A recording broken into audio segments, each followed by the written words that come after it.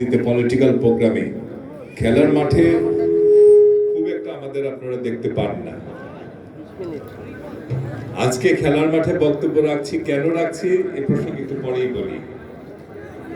আমাদের আজকের এই ফুটবল আয়োজনে উপস্থিত আছেন সিলেটের মাটি এবং মানুষের নেতা, জনপ্রিয় নেতা, বাংলাদেশ জাতীয়তাবাদী দলের সংগ্রামী উপদেষ্টা মণ্ডলীর সদস্য জনাব গোলাম মুক্তাদির।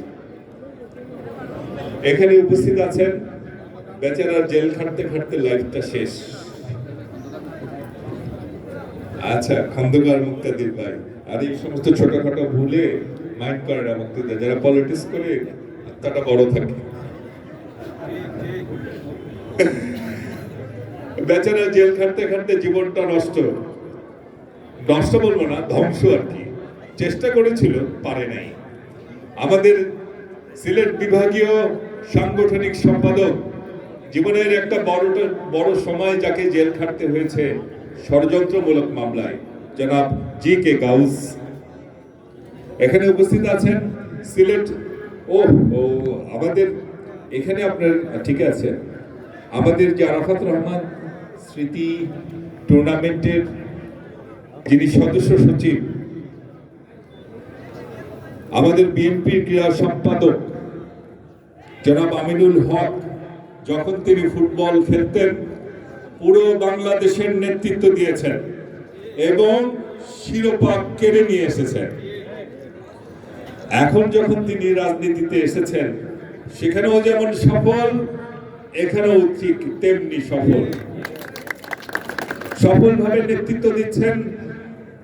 এখন ঢাকা মহানগর উত্তর বিএনপির সংগ্রামী আহ্বায়ক জনাব আমিনুল হক উপস্থিত আছেন। সিলেট বিভাগ বিএনপিকে সংগঠিত করবার জন্য কাজ করে যাচ্ছেন আমাদের ছোট ভাই মিফতাহ সিদ্দিকী, সহ সাংগঠনিক সম্পাদক। আমাদের এখানে আছেন, আমাদের একসাথে আমরা পলিটিক্স করতাম, জনাব কায়ুম চৌধুরী, যিনি এখন সিলেট জেলা বিএনপির সংগ্রামী সভাপতি। কায়ুম ভাই তো এই পাশে। এখানে আমাদের শামীম ভাই আছেন, ডাক্তার সাহেব, অনেক বড় ডাক্তার, কিন্তু অনেক রোগী বসে আছে, সেগুলো রেখে উনি আজকে আমাদের মাঝে এসেছেন। বাংলাদেশের মনে হয় ডাক্তার হিসেবে ওনার সর্বোচ্চ ভিজিট। আমাদের সাথে অনেক পরিচিত ভাইরা আছে, বলতে গেলে অনেক সময় লাগবে, তো আর বিস্তারিত আলোচনায় যাচ্ছি না। পৃথিবীর যে বড় বড় যত ঘটনা আছে, বড় বড় যত বিপ্লব আছে, এগুলোর পাটাতন বা ভিত্তি যাকে আমরা বলি, তা খুব নীরবে নিভৃতে সম্পন্ন হয়। বাংলাদেশের ক্রিকেটের আজকের যে বিজয়ী পতাকা উঠছে, আমরা বিভিন্ন আন্তর্জাতিক টুর্নামেন্টে বিভিন্ন খেলায় আমরা এখন খুব ভালো করছি, এটা কিন্তু একদিনে সম্পন্ন হয়নি। বাংলাদেশের ক্রিকেটের যে বিপ্লব, সেই বিপ্লবের ভিত্তি এবং পাটাতন তৈরি করেছেন যিনি সুনিপুণ ভাবে, তিনি হচ্ছেন আমাদের আরাফাত রহমান কোকো। ওনার স্মৃতির প্রতি শ্রদ্ধা জানিয়ে আমি বক্তব্য শুরু করব, বেশিক্ষণ বলবো না। আপনারা যে কথাটা শুরুতে আমি বলেছিলাম, আপনারা সাধারণত আমাদের পলিটিক্যাল প্রোগ্রামগুলোতে দেখেছেন, কিন্তু আপনারা লক্ষ্য করছেন যে কিছুদিন হলো আমরা কিন্তু খেলাধুলা নিয়েও আছি। বিভিন্ন খেলা, ফুটবল খেলা, ক্রিকেট খেলা, সারা দেশে টুর্নামেন্ট হচ্ছে। অনেকের মনে প্রশ্ন আসে, কি রে ভাই, বিএনপি আবার এটা কি শুরু করলো, এত খেলাধুলা নিয়ে কেন?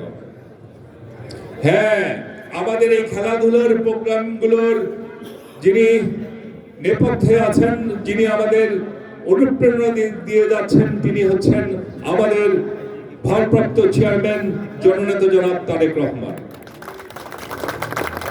তাহলে ভাববেন কেন উনি খেলাধুলোর এই আয়োজনগুলো করছেন। উনি করছেন এই কারণে, উনি ওনার কর্মকাণ্ড দিয়ে দেখিয়ে দিচ্ছেন উনি শুধু একজন পলিটিশিয়ান না, উনি একজন স্টেটসম্যান। পলিটিশিয়ান তার দলের কথা ভাবে, তার কর্মসূচির কথা ভাবে, আর একজন স্টেটসম্যান দেশের কথা ভাবে, জাতির কথা ভাবে। কেন তিনি করছেন খেলাধুলা? কারণ তারেক রহমান দেখেছেন আমাদের তরুণ সমাজকে যদি হতাশা থেকে দূরে রাখতে হয়, আমাদের তরুণ সমাজকে যদি ড্রাগস থেকে দূরে রাখতে হয়, এবং ইদানিং দেখেছেন না একটা মোবাইল সংস্কৃতি, একই ঘরের মধ্যে বাপ ছেলে, বাপ মা, ছেলেরা আছে, সবার হাতে হাতে একটা মোবাইল, কেউ কারোর সাথে কথা বলছে না। দেখেছেন? সত্যি বলছি, আমি সত্যি বলছি না। একটু আগে আমরা এক জায়গায় বসেছিলাম, সবার হাতে হাতে একটা মোবাইল, কেউ কারোর সাথে কথা নেই। এই যে মোবাইল সংস্কৃতি, এই সংস্কৃতি ক্রমাগতভাবে আমাদের মানসিকভাবে এবং শারীরিকভাবে পঙ্গুত্বের দিকে ঠেলে দিচ্ছে আমাদের শিশুদের, আমাদের কিশোরদের, আমাদের তরুণদের। এখান থেকে যদি আমরা দূরে রাখতে চাই তাদের, তার জন্য তাদেরকে মাঠে নিয়ে আসতে হবে। আর একটা কি? ইউনিটি। ইউনিটি, খেলাধুলা যেভাবে এক করতে পারে মানুষকে, অন্য কিছু পারে না। আজকে বাংলাদেশের সাথে অন্য কোন একটা দেশের খেলা হোক, কে কোন দল করে সেটা দেখার বিষয় নয়, সবাই আমরা এক হয়ে যাই বাংলাদেশের জন্য, তাই না? খেলা যেভাবে মানুষকে এক করতে পারে, অন্য কিছু তা পারে না। তাই আমাদের নেতা জননেতা জনাব তারেক রহমান সারা বাংলাদেশে এখন খেলা চালু করেছে। এক সময় গ্রামে গ্রামে খেলা হতো, হয় না, সেগুলো শুরু হবে ইনশাআল্লাহ। আপনারা 15-16 বছর দেখেছেন গডমাদার, গডফাদাররা বলতেন খেলা হবে, খেলা হবে। ওই খেলা ভিন্ন খেলা, ওই খেলা হচ্ছে অস্ত্রের খেলা। ওই খেলা যারা 15-16 বছর দেখিয়েছে তারা কেউ দেশে নাই, পালিয়েছে।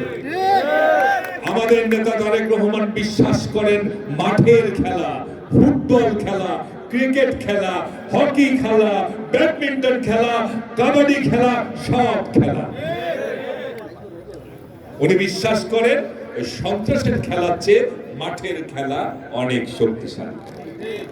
তাই খেলা চলছে, খেলা চলবে ইনশাআল্লাহ। আগামীতে আমরা আমাদের নেতা জনাব তারেক রহমানের নেতৃত্বে আমরা একটি দেশের সুষ্ঠু নির্বাচনের যে লড়াই, সেই লড়াইও আমরা সফল হব, এবং জনগণের ক্ষমতা জনগণ হাতে ফিরিয়ে দেওয়ার যে লড়াই, সেখানেও আমরা সফল হব, এবং ক্রীড়া, শিল্প, সংস্কৃতি, অর্থনীতি, রাজনীতি প্রতিটি ক্ষেত্রে বাংলাদেশকে শিখরে নিয়ে যাওয়ার যে লড়াই, সে লড়াইও আমরা জননেতা জনাব তারেক রহমানের নেতৃত্বে সফল হব।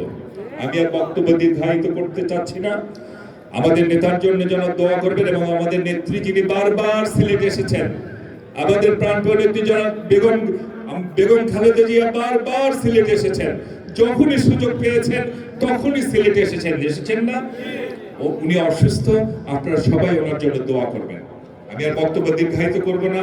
সে আমারও হোক, দেশের যে বেগম খালেদা জিয়া জিন্দাবাদ, বাংলাদেশের অহংকার জনাব তারেক রহমান জিন্দাবাদ। ধন্যবাদ সবাইকে।